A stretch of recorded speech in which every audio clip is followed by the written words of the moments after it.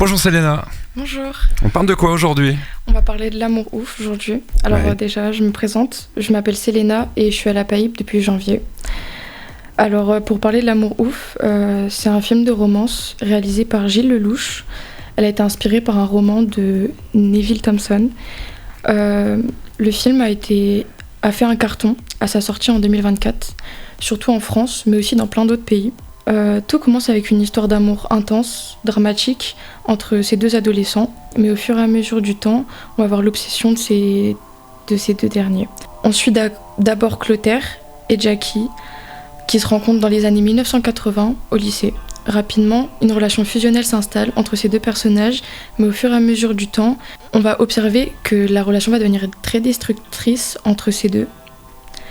Rapidement, on va voir le côté de Clotaire, le côté de délinquance, la violence et les événements criminels qui va poursuivre juste après.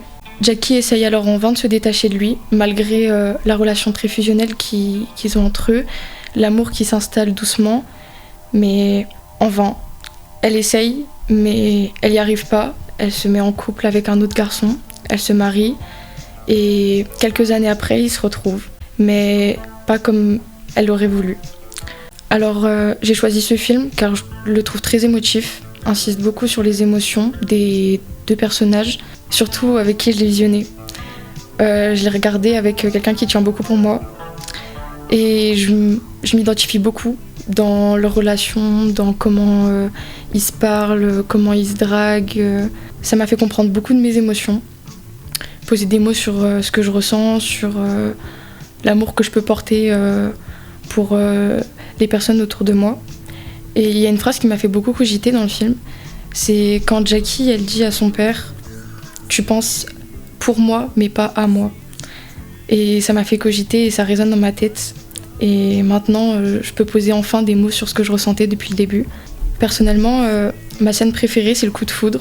Quand on voit vraiment le regard des deux personnages, où on voit vraiment l'amour, leur cœur qui palpite, les jeux de lumière, comme les zooms sur leur visage, on voit vraiment que c'est un moment immortel, un souvenir que aucun des deux pourront oublier.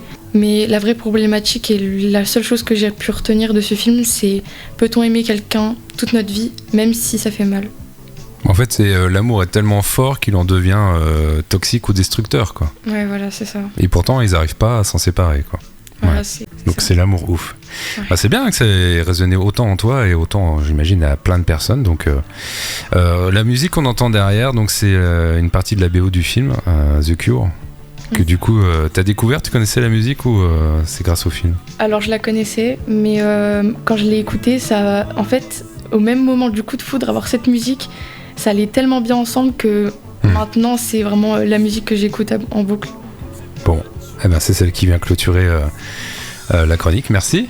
Merci à vous. Merci pour ce partage.